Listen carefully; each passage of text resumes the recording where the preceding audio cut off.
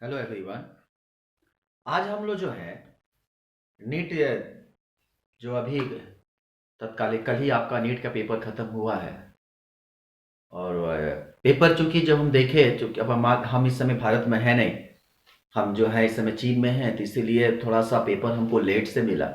क्योंकि और जब तक बच्चे देकर आए थे तब तक काफ़ी रात हो चुका था, क्योंकि बच्चे 6 बजे पेपर देकर ख़त्म किए, फिर वापस आए। फिर हमारे पास जब तक पेपर आया तब तक काफ़ी रात हो चुका था, इसलिए हम चूँकि रात को यहाँ पे कोई भी एक्टिविटी करना अलाउ नहीं होता है, इसलिए आज हमको सुबह वीडियो बनाना पड़ा। तो आपको बताया कि पेपर हमने देखा, और पेपर जो है हर साल के तुलना में इस साल का पेपर जो है काफ़ी आसान पेपर आ गया।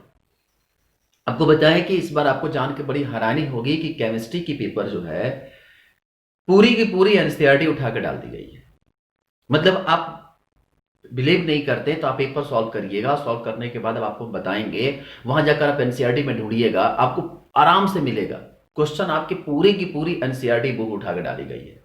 जो न्यूमेरिकल भी है, वो न्यूमेरिकल भी इतने छोटे छोटे न्यूमेरिकल दिए गए हैं कि जहां पर आपको दिमाग ही नहीं लगाना है। बहुत सारे क्वेश्चन तो ऐसे हैं जो कि डायरेक्ट एनसीईआरटी के एग्जाम्पल उठाया गया है और एग्जाम्पल आकर सेट कर दिया गया है। कुछ ऐसे क्वेश्चन हैं जो कि एनसीईआरटी के जो वर्कआउट जो एक्सरसाइज दी जाती है वहां से क्वेश्चन उठा कर दी गई है। मतलब कि अगर जो बच्चा इस साल एनसीईआरटी को अच्छे से फॉलो किया होगा, एनसीईआरटी को अच्छे से पढ़ा होगा, हम दावे के साथ कह सकते हैं कि केमिस्ट्री के 45 में 45 क्वेश्चन सही किया होगा। अब बिलीव करिए, जब आप पेपर सॉल्व करिएगा तब हम दिखाएंगे कि इसमें कोई ऐसा क्वेश्चन नहीं था जिस क्वेश्चन में कुछ ज्यादा सोचना पड़े। पहली बात। दूसरी बात कि इसमें कोई ऐसा क्वेश्चन नहीं था जिसकी कैलकुलेशन बहुत बड़ी हो, एकदम छोटी छोटी कैलकुलेशन। कुछ क्वेश्चन तो ऐसे क्वेश्चन है कि मतलब देखकर हम खुद हैरान हो गए कि ये क्वेश्चन क्या नीट में दी गई है। मैंने ऐसा क्वेश्चन था कि जो कि हम लोग 9th 10th के बच्चों को पढ़ाते हैं उस लेवल का क्वेश्चन है। यही हाल फिजिक्स का भी था। अभी हम केमिस्ट्री के बाद आपको हम एक फिजिक्स की वीडियो आपको बना के देंगे, देखिएगा कि पूरे 45 क्वेश्चन में हमको मात्र 8 से 10 क्वेश्चन ऐसे मिले जिनमें कैलकुलेशन था। बाकी फिजिक्स के भी सारे क्वेश्चन जो थे बिल्कुल के बिल्कुल सिंपल थे। इस बार का पेपर को फिजिक्स हो, केमिस्ट्री हो या बायो हो, सारे पेपर जो है बिल्कुल सिंपल बनाए गए थे। अब या तो लॉकडाउन की वजह से या पता नहीं क्या कारण था, मैंने जिस तरह से हम लोग सोचे थे कि पेपर थोड़ा डिफिकल्ट होगा, नीट का पेपर चूंकि एग्जामिनर फ्री बैठे होंगे, बहुत सारे दिमाग में चल रहा था, बच्चे पढ़े, बहुत समय उनको लंबा समय मिल गया कि कोई भी एग्जामिनर के जब फ्री बैठते हैं तो पेपर सेट करने को दी जाती है तो बड़ा अधिक दिमाग लगाते हैं, लेकिन ऐसा उन्होंने कुछ नहीं किया। और पेपर को मतलब ऐसे और शुरुआती क्वेश्चन से उन्होंने ऐसे धाराशाही क्वेश्चन बनाए कि मतलब सबसे सबसे मजेदार आपको बात बताएं कि पेपर करते समय अगर आप अब ऐसा भी नहीं है कि पेपर बिल्कुल आसान था, लेकिन पेपर आसान था। हाँ, थोड़ा थोड़ा सा उसमें दिमागी ट्रिक लगाए थे सब। ठीक है, हम आपको पेपर एक एक करके सॉल्व करते जाएंगे, क्योंकि बोर्ड छोटा है तो हम एक बार क्वेश्चन आपको पूरा 2-3 क्वेश्चन लिख देंगे, लिखने के बाद फिर सॉल्व कर देंगे। ठीक है, ताकि अगर आपके पास पेपर नहीं हो, अगर आप नीट के फ्रेशर हैं, तैयारी कर रहे हैं, तो आप आसानी से पेपर को क्वेश्चन लिख लीजिएगा या पेपर आप डाउनलोड कर लीजिएगा। हमारे पास सेट नंबर E1 है। ठीक है, आप चाहे तो पेपर डाउनलोड कर सकते हैं। 1 से लेकर उसमें जो है 90 तक आपकी बायो की क्वेश्चन है, और बायो 90 से लेकर आपका क्या कहते हैं 190 से लेकर आपको करीब 135 तक केमिस्ट्री की क्वेश्चन, और 135 से लेकर 180 तक आपके फिजिक्स के क्वेश्चन है। ठीक है, तो हम जो 145 है वो जूलॉजी है, फिर 45 से 90 बॉटनी है, तो हम बॉटनी जूलॉजी की अगर हमारे पास टाइम मिल जाएगा तो हम सॉल्व कर देंगे, पर आज आपको हम केमिस्ट्री और फिजिक्स का सोल्यूशन दे देंगे। ठीक है, तो आप नए होंगे तो आप हमारे चैनल को सब्सक्राइब कर लीजिएगा, और जरूर आप अपने दोस्तों से शेयर करिएगा, ताकि हर बच्चों के पास कम से कम एटलीस्ट नीट के सारे क्वेश्चन के आंसर उनको मिल जाएंगे। ठीक है, लेकिन अगर आप मान लीजिए कि आप ग्रेजुएशन कर रहे हैं या आपका कोई हाई स्कूल का है, तो आप इस चैनल पर हाई क्लास 10th के भी साइंस के सारे वीडियो आपको मिल जाएंगे, और graduation first year, second year, third year के भी आपको केमिस्ट्री, बॉटनी और जूलॉजी तीनों सब्जेक्ट के पूरे विथ नोट्स आपको मिल जाएंगे। ठीक है, चलिए अब हम शुरू करते हैं। इसमें सबसे पहला जो क्वेश्चन आपको दिया गया, आप ध्यान दीजिए कि identify the molecules which does not exist. इसमें इन्होंने एक चालाकी किया है। अब वो बताएं, अगर इन्होंने यहां पर एक और टर्म जोड़ दिया होता कि which of the following does not exist according to MOT, molecular orbital theorem. अगर ये एमओटी बोला होता ना, तो बच्चे और आसानी से इसको पकड़ लेते हैं। अब उन्होंने एमओटी बोलकर गलती नहीं किया, अब थोड़ा सा तो पेपर जब आसान किए तो कुछ तो अपना दिमाग को छोड़ेंगे ही। तो एमओटी में अगर हम बात करें तो देखो हीलियम है, हीलियम के पास इलेक्ट्रॉनिक एक ऑर्बिटल में कितने इलेक्ट्रॉन, 2 ऑर्बिटल इलेक्ट्रॉन, तो दूसरे H2 है तो कितना हो गया 4 इलेक्ट्रॉन। जब 4 इलेक्ट्रॉन होगा तो जब आप इसका एमओटी बनाओगे तो ऐसी स्थिति में क्या होगा कि दो एंटी बॉन्डिंग और एंटी बॉन्डिंग पढ़े हो ना भाई। हीलियम जो होता है फॉर्मूला क्या होता है कि sigma 1s sigma star 1s, ठीक है, आपको आगे जाना ही नहीं है। 1s में 2 इलेक्ट्रॉन, सिग्मा स्टार में 1 इलेक्ट्रॉन, 2 इलेक्ट्रॉन, तो 2 इलेक्ट्रॉन यहां, 2 इलेक्ट्रॉन यहां। जो सिग्मा जो हमारे पास ये सिग्मा पार्टिसिपेट करता है जिसमें कोई स्टार नहीं लगाते हैं, ये बॉन्डिंग का है, और जो सिग्मा स्टार लगा दिए वो एंटी बॉन्डिंग है। तो आप जो आप निकालते हो, जो क्या कहते हैं, अब आप बॉन्ड ऑर्डर जब निकालते हो तो बॉन्ड ऑर्डर के लिए फॉर्मूला क्या होता है, bonding minus anti bonding upon में कितना 2, यही फॉर्मूला होता है। तो बॉन्डिंग की संख्या कितना है 2 इलेक्ट्रॉन, और एंटी बॉन्डिंग कितना है 2 इलेक्ट्रॉन, तो कितना हो जाएगा 2 माइनस 2 बटे में 2, यानी कि 2 माइनस 2 0, 0 बटा 2 यानी कि 0। और जिसका बॉन्ड ऑर्डर 0 हो गया वो मॉलिक्यूल्स कहां से एग्जिस्ट करेगा। कितना सिंपल क्वेश्चन है, पहला क्वेश्चन का आंसर हो गया हीलियम। हमें दूसरे तीसरे चौथे की छांटना ही नहीं है, जब हमारे पास पहले ही दिखाई दे दिया, कहा कि विच डज नॉट एग्जिस्ट, मतलब कि क्या आप देखना है कि जिसकी बॉन्ड ऑर्डर 0 हो जाएगा वो मॉलिक्यूल से एग्जिस्ट नहीं करेगा। तो सबसे पहला क्वेश्चन क्या आ गया, क्लियर हो गया। एकदम मैंने अब इस क्वेश्चन को कोई गलत कर दे तो भाई बड़ी अफसोस की बात होगी, ठीक है। चलो पहला क्वेश्चन तो कल सॉल्व हो गया। अब इसके बाद हम दूसरे क्वेश्चन की तरफ आते हैं। दूसरे क्वेश्चन देखो क्या कह रहा है कि दूसरा क्वेश्चन कह रहा है कि find out the solubility of neon hydroxide, ठीक है, in 0.1 molarity of sodium hydroxide, ठीक, gives that the ionic product of the nickel hydroxide in 2.2 दिया गया है। इसमें किस आयनिक प्रोडक्ट दिया गया है। अब देखो इसी आयनिक प्रोडक्ट के जगह पर अगर इसको हम सॉल्युबिलिटी प्रोडक्ट लिख दिए होते तो बच्चे बहुत अच्छे तरीके से समझ जाते। यहां भी एग्जामिनर ने चालाकी किया है, इसको अगर केवल क्या लिखा होता सॉल्युबिलिटी प्रोडक्ट, यहां उसको सॉल्युबिलिटी प्रोडक्ट लिखना चाहिए था, फिर भी कोई दिक्कत नहीं। क्वेश्चन देखो कितना आसान है, अगर सॉल्युबिलिटी प्रोडक्ट लिखता तो क्वेश्चन बड़ा सिंपल तरीके से हमारे पास मिल जाता। तो सॉल्युबिलिटी प्रोडक्ट हमारे पास दिया गया है किसका, NiOH का होल ट्वाइस का दिया गया है, कितना 2 × 10⁻⁻15। अब जरा गौर से समझना, अब हमारे पास सॉल्युबिलिटी प्रोडक्ट दे दिया गया और मोलरिटी कितना दिया गया है 0.1। दो क्वेश्चन हमारे पास दे दिया। अब बच ही क्या गया कि अगर मान लीजिए कि अगर NiOH को अगर आप इसको तोड़ोगे NiOH को तो क्या टूटेगा, Ni2+ में टूटेगा और 2OH माइनस में टूटेगा, होगा। तो जब मान लो कि S मोल इसका पार्टिसिपेट करता है, सॉल्युबिलिटी अगर इसका S है तो इसकी सॉल्युबिलिटी कितनी होगी, यह भी होगी S, जितना अपन मोलों की संख्या होता है, और यहां पर कितना होगा 2S, ठीक है। अब कहते हैं कि इसकी वैल्यू आप देखो, यहां पर इसकी वैल्यू जो है 10⁻⁻15 के बराबर है, ठीक है। तो ऐसे कंडीशन में जब हमारे पास इसकी मॉल्युबिलिटी देखेंगे तो यहां पर होता है ना कि आप जब सॉल्युबिलिटी निकालते हैं तो कितना होता है 2S + 0.1, ठीक है। और जब 0.1, अब इसकी वैल्यू काफी कम है और 10⁻⁻15 से वैल्यू काफी कम होता है, तो ऐसी स्थिति में क्या करते हैं हम लोग, इसको नेग्लेक्ट कर देते हैं, तो वैल्यू कितना हमारे पास आ जाता है 0.1। अब जरा गौर से समझो, यानी कि हमारे पास अब सॉल्युबिलिटी इनटू क्या, अब जब हम लोग डायरेक्ट फॉर्मूला निकालते हैं तो क्या हो जाएगा, जो सॉल्युबिलिटी और इनटू जो आयन की सॉल्युबिलिटी है इक्वल टू क्या, टोटल कंसंट्रेशन। तो यहां से कितना आ गया, NiOH की सॉल्युबिलिटी कितना, यहां पर 2 × 10⁻⁻15, यह S है और ये 0.1 है। तो क्या करेंगे, इसको निकालते समय कैसे निकालेंगे, 0. अब हम NiOH को लिखे तो यहां पर कितना है 2 × 10⁻⁻15, ये value equal to solubility S × 0.1। S की वैल्यू कितना दिया गया, यहां पर सॉल्युबिलिटी निकल का हमको सॉल्युबिलिटी निकालना है और उसे कितना गया 0.1 मोलर। कितना आसान है। अब यहां 0.1 मोलरिटी हमारे पास मिल गया। अब जरा देखो कितना होगा, यहां से S है 0.1 है, अब इसको क्या करो, ले आकर सॉल्व कर लो। सॉल्व करोगे तो क्या आ जाएगा, S = 2 × 10⁻⁻15 अपॉन में कितना 1।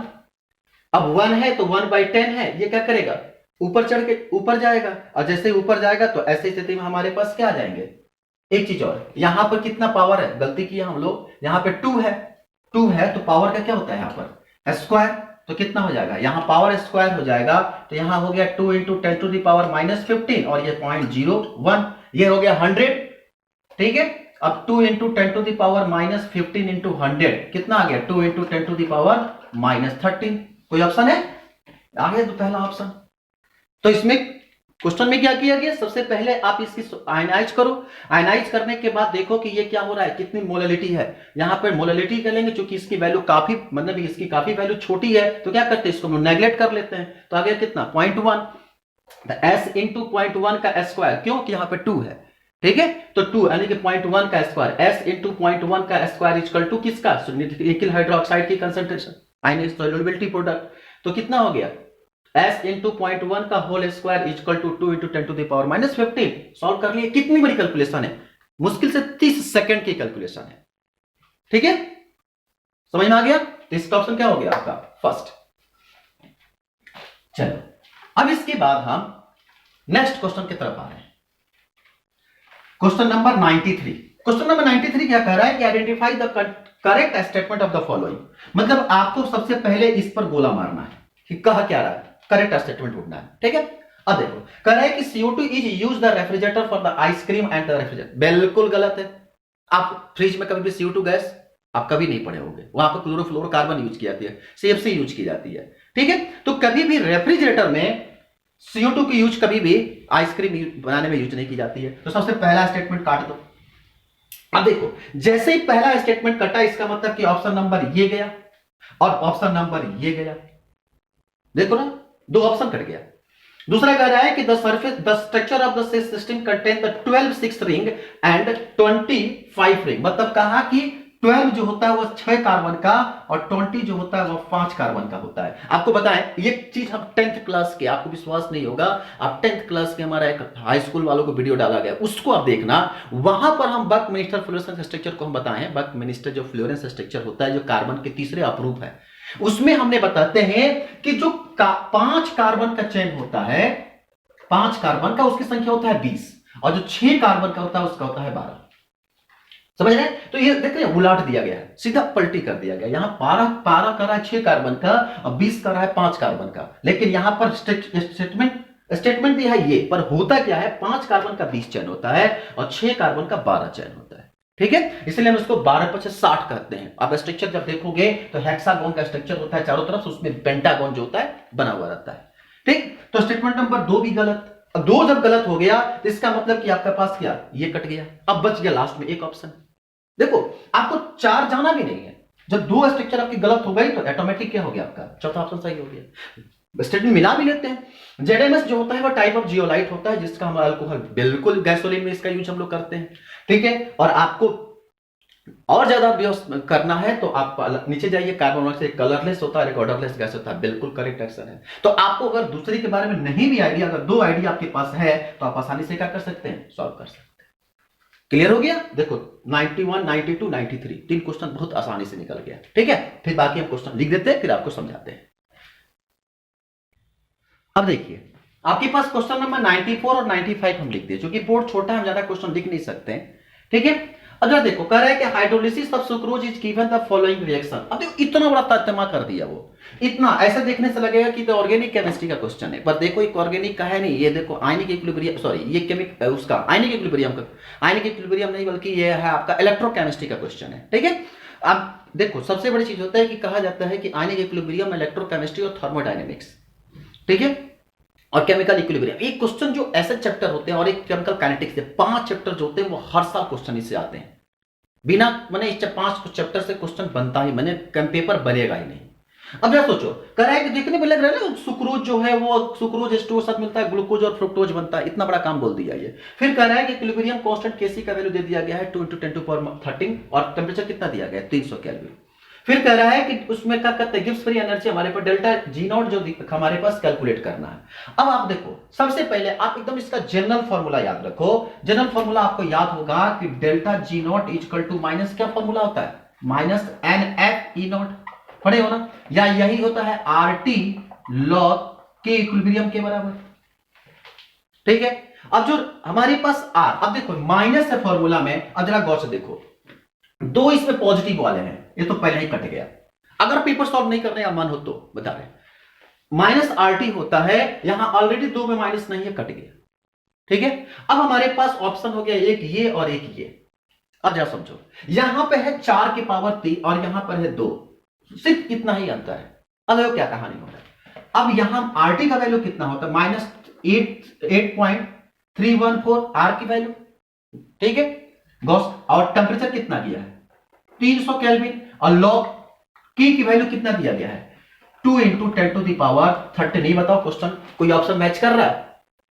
अगर नहीं भी सॉल्व करना होता तो फट से विद इन 5 सेकंड में आंसर आता है। क्वेश्चन में कुछ है ही नहीं, बस के इक्विलिब्रियम की वैल्यू दी गई है, आपको सिर्फ फॉर्मूला याद रखना चाहिए, फॉर्मूला पर सेट करो, आंसर सीधा दिख रहा है। समझ में आया? देखो दूसरी क्वेश्चन क्या है, 95 नंबर क्वेश्चन क्या कर रहा है, कह रहा है कि मान लीजिए कि हमारे पास एक कंपाउंड दिया गया, उसका सीक्वेंस पता करना है। आपको जब हम पढ़े होंगे, आपको हम बताएं, जब आप पढ़ रहे होंगे तो वहां पर आपको एक रिएक्शन बताया गया होगा, प्राइमरी सेकेंडरी और टर्सरी वाली कहानी में।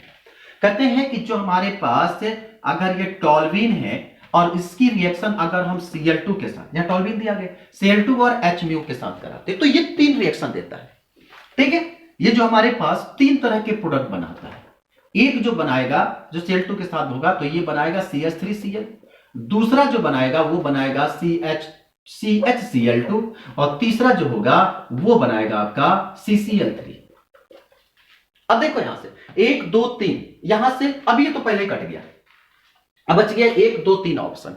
ठीक है, ये X आइडेंटिफाई करना है। आपको बताएं कि जब ये Cl2 जहां अल्डिहाइड बनाने की बारी आएगी, अल्डिहाइड बनाते समय मतलब ध्यान रखेंगे कि वहां पर हमारे पास कम से कम क्या होना चाहिए कि एक डबल बॉन्ड बनाने चाहिए, तब तो जाकर हमारे पास अल्डिहाइड बनेगा। तो ऐसी स्थिति में जब हमारे पास कंप्लेक्स अब आता है तो अभी कैसे फॉर्मेशन करता है। ठीक है, तो ऐसी स्थिति में क्या होगा कि आप इसको उठाओगे, क्योंकि हमारे पास एक डबल बॉन्ड हाइड्रोजन भी चाहिए, तो यहां हाइड्रोजन भी हमको मिल गया और एक चाहिए हमको ऑक्सीजन चाहिए। अब इसको क्या करो कि यहां से जब आप रिएक्शन कराओगे तो रिएक्शन कराने के दौरान क्या होता है कि जैसे ही आप कंप्लेक्स का फॉर्मेशन, आपको अगर Cl2 न याद हो, ठीक है, तो आप एक चीज को और पढ़े होंगे कि यहां से आप अगर मान लीजिए कि आपको Cl2 याद नहीं आ रहा है, अगर आपको ऑक्सीजन हाइड्रोक्साइड याद आ रहा है, तो आप तो ये भी तो पढ़े हो ना कि जब हमको सबसे पहले जब ये CH यहां OH और ये क्या होता है OH।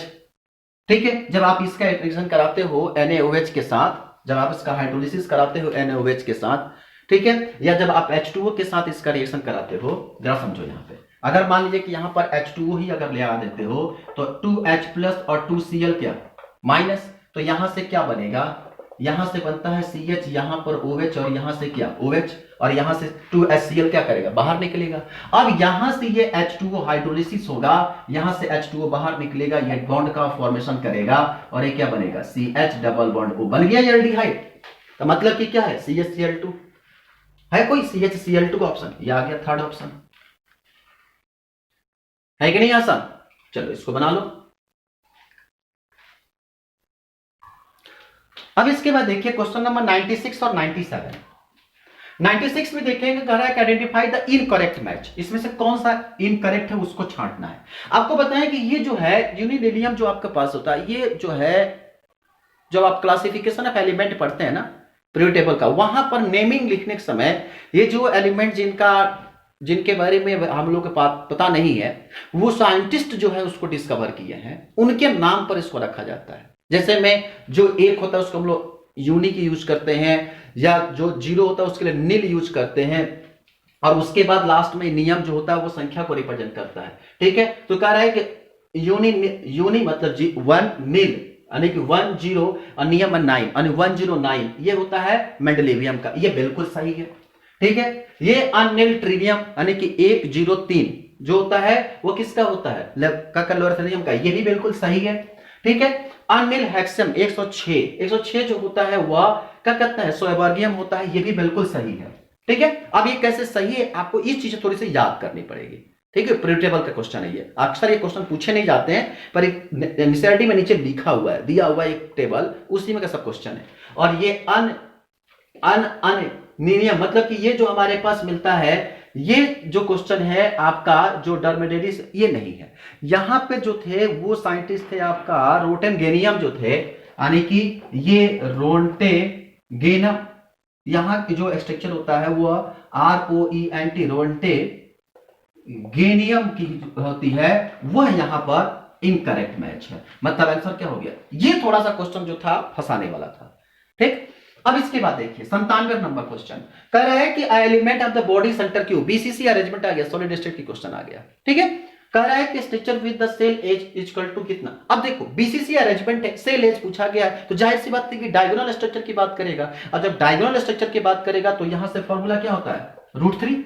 जो हमारे पास जैसे ही डायगोनल की बात आता है तो √3a इक्वल टू क्या, 4r। Simple formula, basic formula, √3 equal to 4r। हमको निकालना क्या, रेडियस निकालना है, तो r इक्वल टू कितना, 4/√3 इंटू ए सेंटर की वैल्यू दिया गया है 288, तो 4/√3 इंटू कितना 288 पिकोमीटर। कोई ऑप्शन है, मैच कर लो, वेरी गुड, आ गया। है डिफिकल्ट क्वेश्चन, चलो बना लो इसको।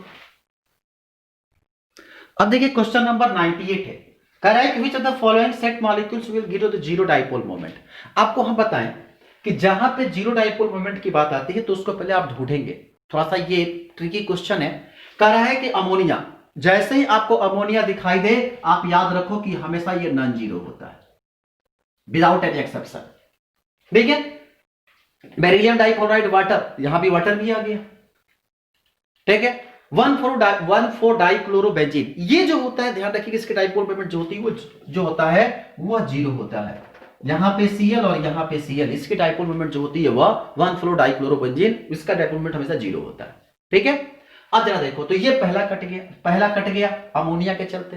दूसरा, जहां आपको 1,3 डाइक्लोरोबेंजीन होगा, मान लो कि ये अगर आपका 1,3 डाइक्लोरोबेंजीन होगा, इसका डाइपोल मोमेंट कभी जीरो नहीं होता है। तो जहां जहां 1,3 डाइक्लोरो, ये भी कट गया, ये भी 1,3 डाइक्लोरोबेंजीन। अब जरा बताओ, पहला ऑप्शन कट गया, दूसरा ऑप्शन कट गया, तीसरा कट गया, चौथा बच गया। देखो ना, बोरॉन डाइफ्लोराइड।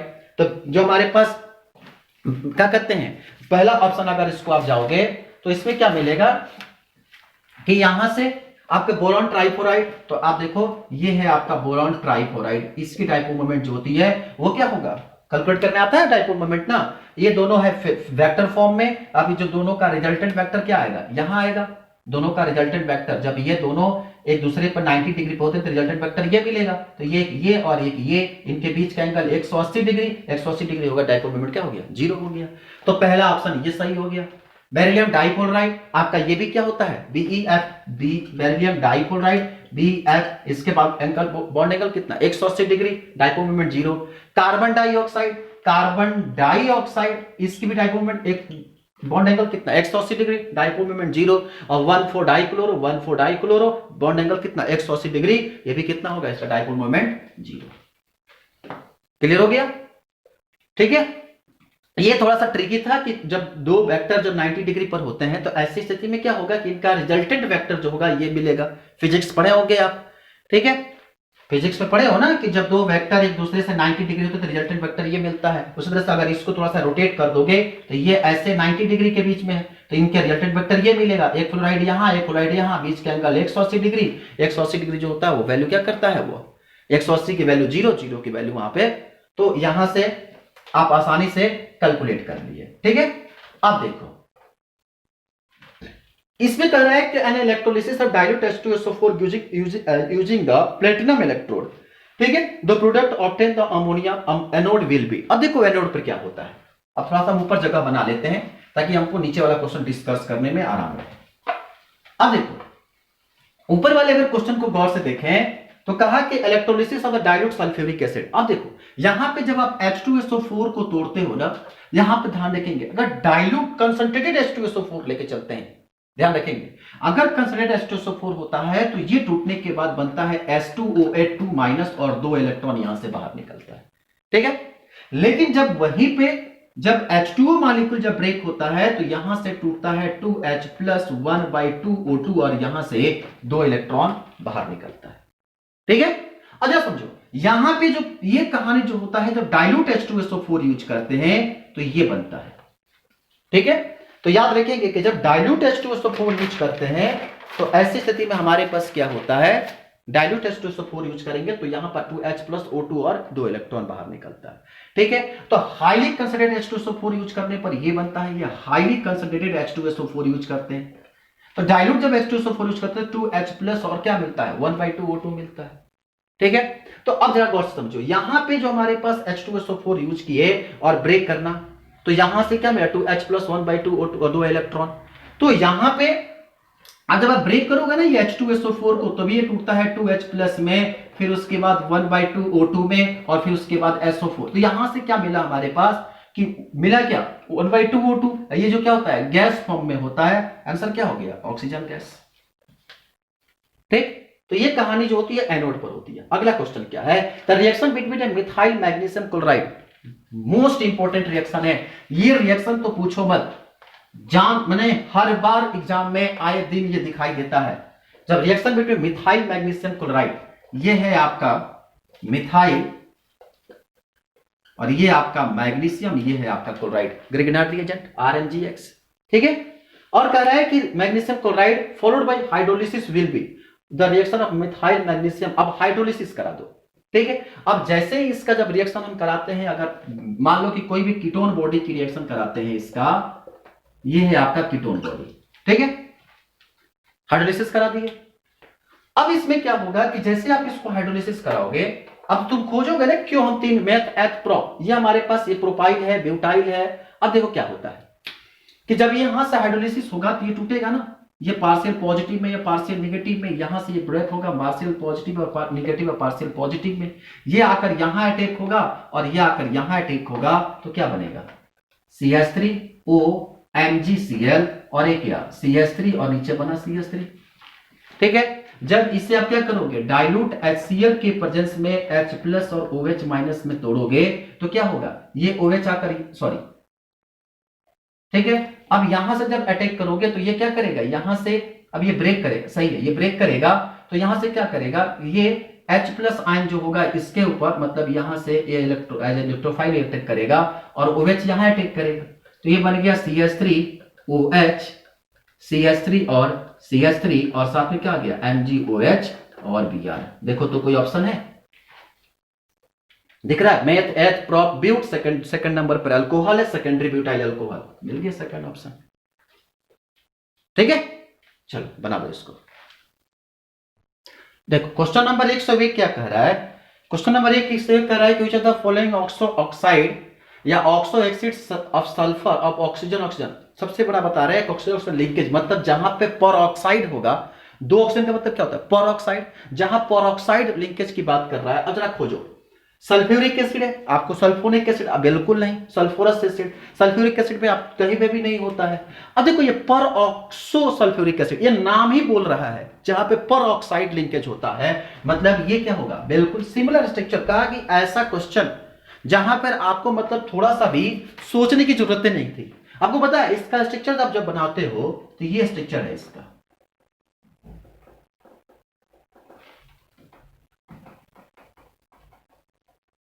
इसी को तो आगे चलकर हम लोग मार्शल एसिड के नाम से जानते हैं, इसी को कहते हैं मार्शल एसिड। एनसीईआरटी का डायरेक्ट एग्जांपल है, आसान है। इसका कह रहा है कि जो the following amine which carbon amine test, आप इसको याद रखना, जितने प्राइमरी एमीन होते हैं वो सारे के सारे जो होते हैं वो कार्बन एमीन टेस्ट देते हैं, तो आप याद रखना। इस ये क्वेश्चन आपको रटने वाला था। ठीक है, तो ऑप्शन कौन सा हो गया पहला। इसके बाद calculate the spin in the magnetic moment of chromium is, ये क्वेश्चन थोड़ा सा अच्छा है, ठीक है, पर अच्छा भी इतना नहीं है कि डिफिकल्ट है। आपको बताएं ये आप इसको फिजिक्स में भी पढ़ते हो, क्योंकि ये नॉर्मली जो है वो फिजिक्स का क्वेश्चन है और इसको आप बायो में उठा केमिस्ट्री में उठाकर दिया गया है। ये जनरली जो क्वेश्चन हम लोग पढ़ते हैं वो फिजिक्स का क्वेश्चन है। कैसे कह रहा है कि क्रोमियम जो होता है वो क्रोमियम जो एटॉमिक नंबर हमारे पास इसका 24 होता है। जब आप इसको पढ़ते हो क्रोमियम ये एक्सेप्शनल एलिमेंट होता है कि जो जनरल इलेक्ट्रॉनिक इसकी कॉन्फ़िगरेशन हम लोग जब देखते हैं तो वो क्या करता है डी ब्लॉक के एलिमेंट पे जाता है और ये ऑर्गन के साथ, मतलब इसका जब आप ऑर्बिटल डायग्राम बनाओगे तो ये ऑर्बिटल डायग्राम में 5 इलेक्ट्रॉन इसके पास 1 2 3 4 5 और ये 2, मतलब ये आपके पास 5 इलेक्ट्रॉन। अब कह रहा है कि क्रोमियम हमारे पास इलेक्ट्रॉन हो गया 5, सॉरी D4s1 होता है। आपको पता है 3D5 4s1, ये जो होता है एक्सेप्शन एलिमेंट होता है, ठीक है। तो 3d5 और 4s1, जब इसका 2 इलेक्ट्रॉन निकलेगा तो एक यहां से जाएगा और एक यहां से जाएगा, तो क्रोमियम जो 2+ में होगा तो ऐसी स्थिति में हमारे पास क्या होगा, 1 2 3 4 और एक हमारे पास वैकेंट है। तो अनपेड इलेक्ट्रॉन की संख्या कितना हो गया, 4 हो गया। तो n की वैल्यू कितना आ गई, 4। और डाइपोल मोमेंट निकालने का फॉर्मूला आपको पता है, mu equal to 4 into 4 minus क्या 2। फॉर्मूला क्या होता है, mu equal to n root में n माइनस 2, बोर मैग्नेट्रॉन इसकी यूनिट होती है। वैल्यू रख दो, कितना हो जाएगा 4 इंटू 2 कितना हो गया 8, और 8 आप निकाल लो।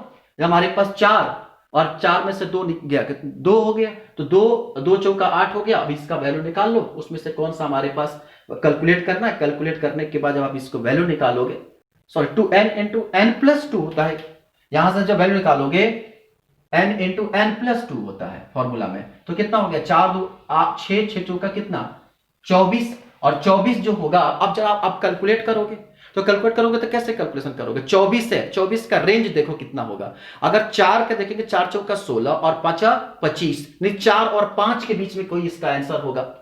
हमें कैलकुलेट भी नहीं करना पड़ रहा है, 4 और 5 के बीच में कोई आंसर होगा, क्योंकि भाई अब ये रूट 16 से लेकर रूट 25 के बीच की वैल्यू है। एक ये 4 है, ये 5 है, 4 और 5 के बीच में कोई आंसर है, 4 और 5 के बीच में एक ही ऑप्शन है, हो गया 4.90। बिल्कुल सिंपल क्वेश्चन, ठीक है। कह रहा है कि the correct option the free expansion, अब ध्यान रखना ये थोड़ा सा क्वेश्चन ठीक है, free expansion of the ideal gas under the adiabatic condition. अब आपको हम बताएं, जब हमारे पास एडियाबेटिक कंडीशन आता है, तो एडियाबेटिक कंडीशन पहले चीज की ये क्या पूछा है, हमारे पास आइडियल गैस है, जैसे ही ये आइडियल गैस हमारे पास मिलता है और फ्री एक्सपेंशन है। फ्री एक्सपेंशन का मतलब हो गया कि एक सिलेंडर है, अभी फिजिक्स में इस पर क्वेश्चन है, सिमिलर पैटर्न पे फिजिक्स में क्वेश्चन है कि अगर एक सिलेंडर है और सिलेंडर जो है भरा हुआ है और दूसरे सिलेंडर खाली सिलेंडर में गैस भरेंगे, तो ये फ्री एक्सपेंशन है। वर्क डन क्या हो गया, 0 हो गया, यानी कि W क्या हो गया 0। पहले चीज तो हमको मिल गया, वर्क डन हो गया 0, ठीक है। अब जब वर्क डन हमारे पास 0 हो गया, तो ऐसी स्थिति में हम पढ़ते हैं क्या चीज कि एक्सटर्नल प्रेशर हमारे पास क्या, फ्री एक्सपेंशन, वर्क डन 0, यानी क्या करते हैं आपका एक्सटर्नल प्रेशर भी क्या हो गया 0 हो गया। मतलब कि हमारे पास डेल ई इक्वल टू क्या Q प्लस W, क्लियर। अब यहां से जरा बताओ Q की वैल्यू क्या है हमारे पास 0, W की वैल्यू क्या 0, तो डी ई कितना हो गया 0 हो गया, ठीक है। और आपको पता है कि डेल ई इक्वल टू क्या होता है एनसीवी डेल्टा टी, पढ़े हो ना, एनसीवी डेल्टा टी। अब जरा बताओ E 0 है, N कांस्टेंट है, CV, तो हमारे पास डेल्टा टी की वैल्यू क्या होगी, वो भी 0 होगी। तो एनसीवी डेल्टा टी, यानी कि हमारे पास क्या हो गया, वर्क डन 0 हो गया। देखो कहां पे है, वर्क डन 0 हो गया, डेल्टा टी 0 हो गया और Q 0। अरे वाह, पहला ऑप्शन मिल गया, बिल्कुल सिंपल क्वेश्चन, ठीक है। अगला कह रहा है कि the freezing point depression constant, ये थोड़ा सा ये भी बहुत डिफिकल्ट क्वेश्चन नहीं है। अगला क्वेश्चन क्या है कि the freezing point of the freezing point depression constant KF of the benzene is equal to इतना, ठीक है। अब बेंजीन का केएफ की वैल्यू हमारे पास क्या है, दे दिया गया है, केएफ इज इक्वल टू दे दिया गया 5.12, ठीक है, किलो जूल यूनिट में, ठीक है, क्योंकि केल्विन में है, हमारा आंसर आ जाएगा। और उसके बाद कह रहा है कि इसमें मोलरिटी दे दिया गया 0.78, ध्यान रखेंगे 0.78 मोलर दिया गया है, ठीक है। नॉन इलेक्ट्रोलाइट, ध्यान रखेंगे, जैसे ही नॉन इलेक्ट्रोलाइट बोला मतलब कि डाइलेक्ट्रिक कांस्टेंट की वैल्यू कितना हो गया 1। तो फॉर्मूला आप पढ़े हो, delta TF is equal to क्या होता है फॉर्मूला, आई के एफ इंटू एम। आई की वैल्यू डाइलेक्ट्रिक कांस्टेंट की वैल्यू नॉन इलेक्ट्रोलाइट में 1, के एफ की वैल्यू कितना है 5.12 और मोलरिटी कितना दिया गया है 0.078। अब इससे भी कोई सिंपल क्वेश्चन होता है, कैलकुलेट करो, 7 × 35, ठीक है, मल्टीप्लाई कर लेना, मल्टीप्लाई करोगे तो डेसिमल का 2 वैल्यू तक ले जाना है। आप इसमें अगर मल्टीप्लाई करोगे तो करीब करीब जब राउंड अप करोगे तो ये आएगा 0.40 केल्विन, ये आ गया थर्ड ऑप्शन। डायरेक्ट फॉर्मूला पर क्वेश्चन रखना है, ठीक है।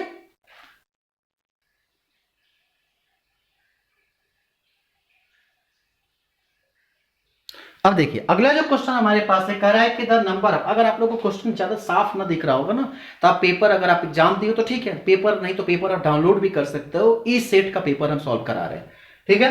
The number of faradic required to produce 20 gram of calcium from the molten calcium chloride, ठीक है, एटॉमिक मास इज 40 ग्राम। अब जरा क्वेश्चन समझो, कह रहा है कि मोल्टेन दिया गया है, मतलब कि अगर ये कैल्शियम जो है अगर यहाँ पे जो कैल्शियम हमारे पास होता है, अगर इसको 2 इलेक्ट्रॉन देते हैं तब ये कैल्शियम में बनता है। ठीक है, मतलब यहां पे जो कैल्शियम 2 इलेक्ट्रॉन देंगे तो क्या बनता है, कैल्शियम बनेगा। तो जरा समझो, ऐसी स्थिति में मतलब कि यहां पे 2 इलेक्ट्रॉन मतलब क्या, 2 फैराडे, इलेक्ट्रॉन जो होता है फैराडे के, यहां पर फोर्स को दी, तो 2 फैराडे देने पर कितना ग्राम, कैल्शियम का वेट 40 ग्राम बनता है। तो जरा बताओ 20 ग्राम के लिए कितना होगा, 2 फैराडे के लिए 40 ग्राम, यानी 40 ग्राम कैल्शियम 2 फैराडे यूज होता है, तो 20 ग्राम के लिए कितना होगा भाई, जाहिर सी बात है कितना, 1 फैराडे। मैंने क्वेश्चन इतना छोटा छोटा दिया है। The reaction between the benzaldehyde and acetophenone is presence of the dilute NaOH is known as, याद रखना इसको, आप नेम रिएक्शन से याद रखना, इसको लोग कहते हैं क्रॉस एल्डाल कंडेंसेशन। ठीक है, इसको आप थोड़ा सा, इसमें आप जब स्ट्रक्चर आप इसको देखते हो तो क्या होता है, ये बेंजल्डिहाइड होता है, ये CHO है, और आपको क्या कहता है, दूसरा क्या दिया गया है, एसिटोफिनोन। एसिटोफिनोन का जो स्ट्रक्चर होता है ये COOCH3। ठीक है, अब ये क्या करेगा, यहां से ब्रेक होगा, ब्रेक होने के बाद ये आकर क्या करेगा, इस न्यूट्रोफाइल पर अटैक करेगा, और इस तरह के रिएक्शन को हम लोग कहते हैं क्रॉस एल्डाल कंडेंसेशन। ये नेम रिएक्शन है, नेम रिएक्शन तो आपको हमेशा याद रखना चाहिए। ठीक है, उसके बाद क्वेश्चन नंबर 107 हो गया। 108 कह रहा है कि पेपर क्रोमेटोग्राफी इज एग्जांपल। बेटा ये चीजें आपको, तो कुछ चीजें आपको कोलॉइडल केमिस्ट्री का है, आपको याद रखनी पड़ेगी। ठीक है, तो क्रोमेटोग्राफी जो होता है, हम आपको इसका एग्जांपल बताते हैं, इसको कहते हैं हम लोग पार्शियन क्रोमेटोग्राफी। ठीक है, ये सब रटने वाला है सर, ये इसको भी रट सकते हैं, इसको भी रट सकते हैं, ये तो बिल्कुल बेसिक कंसेप्ट पर है। कह रहा है कि and increasing the containing the reaction of reactant leads to change. अब देखो सबसे बड़ा चीज होता है, ये नोजोनली जो होता है वो कोलॉइडल केमिस्ट्री की क्वेश्चन है। कहता है कि जब हमारे पास containing reactant other reaction change, अब ऐसी स्थिति में जब रिएक्टेंट चेंज करते हैं, जब बढ़ता है, तो ऐसी स्थिति में क्या होगा कि नंबर ऑफ पार्टिकल्स बढ़ेंगे, और जब नंबर ऑफ पार्टिकल्स बढ़ेंगे, जब रिएक्टेंट बढ़ेगा किसी कंटेनर में, तो नंबर ऑफ पार्टिकल्स बढ़ेंगे, जब पार्टिकल जितना अधिक बढ़ेंगे उसके बीच में आपस में क्या होगा, टकराव होगा, और जितना अधिक टकराव होगा तो उसकी कोलिजन एनर्जी क्या होगा, कोलिजन फ्रीक्वेंसी क्या करेगा, बढ़ेगा। भाई टकराना मतलब कोलिजन होना, तो जितना रिएक्टेंट की संख्या बढ़ाओगे तो ऐसी स्थिति में कोलिजन पार्टिकल्स की टकराने की दर क्या होगी, ज्यादा होगी, जितना अधिक टकराएगा उसकी कोलिजन फ्रीक्वेंसी क्या करेगी, उतनी ही इंक्रीज करेगी, यानी सीधा कैंसर कोलिजन फ्रीक्वेंसी, जहां कोलिजन टर्म होगा मतलब ये आ गया कोलिजन एनर्जी। ठीक है, उसकी बात कर रहे हैं कि mixture of nitrogen and argon gas of the cylinder containing 7 gram of nitrogen. ये क्वेश्चन थोड़ा सा अच्छा क्वेश्चन है, इसको थोड़ा हम सॉल्व कर देते हैं। ठीक है, हम सोच रहे हैं कि इसको 2 पार्ट में आपको वीडियो बना दें, ताकि अभी हम एक छोटा आपको कुछ क्वेश्चन इसमें सॉल्व कर दें, और नहीं तो अगर हो जाएगा तो पूरा कर देंगे इसमें, और नहीं तो 2 पार्ट में करते कि आपको देखने में भी आराम रहेगा। Mixture of nitrogen argon gas cylinder 7 gram of nitrogen and 8 gram of argon. 7 gram क्या है, नाइट्रोजन है, और 8 ग्राम क्या है, आर्गन है। और जा सोचो, 7 ग्राम नाइट्रोजन है और 8 ग्राम ऑक्सीजन, 7 ग्राम नाइट्रोजन, तो नंबर ऑफ मोल कितना, 7, और नाइट्रोजन का मोल कितना होता है 14, तो यहां पर कितने ग्राम है, 2 है, तो यहां से कितना आ जाएगा आपका 14 गुना N2 है तो 28, इसको करोगे तो 1/4। ठीक है, और कितना है 8 ग्राम, 8 ग्राम जो है आर्गन, 8/40 यानी 1/5। ठीक है, और जब आप इसका मोल फ्रैक्शन निकालोगे, मोल फ्रैक्शन ऑफ N2 कितना आएगा 1/4, number of mole upon total mole 1/4 plus 1/5 यही होता है। ठीक है, जब 1/4 और 1/5 निकालोगे तो कितना आ जाएगा, ये आ जाएगा 9 × 5 = 45, ये आ गया 5 × 4 = 9, यानी कि इसको सॉल्व करोगे तो इसका करीब करीब आ जाता है 5/, टोटल मोल निकाल लो। टोटल मोल निकालने के बाद यहां पर क्या है 4, ये 5, तो यहां पर निकाल लोगे तो कितना आ जाएगा 5/9। अब जैसे ये 5/9 निकल गया तो यहां से प्रेस नाइट्रोजन का हमको निकालना है, तो क्या होता है मोल फ्रैक्शन, यहां से अब जो पार्शियल प्रेशर निकालना है, तो पार्शियल प्रेशर ऑफ नाइट्रोजन जो होता है वो फॉर्मूला होता है mole fraction into total frequency, जो हमारे पास, या टोटल फ्रैक्शन, तो mole fraction into total fraction. Mole fraction कितना निकाल कर लाए हो 5/9, और टोटल फ्रैक्शन हमारे पास जब कैलकुलेट करोगे तो कितना हमारे पास है 27, कितना हो जाएगा 9 3 27, 5 × 15 बार। इसको आप मोल फ्रैक्शन कैलकुलेट कर लेना, टोटल फ्रैक्शन कितना आ रहा है आसानी से निकल जाएगा। ठीक है।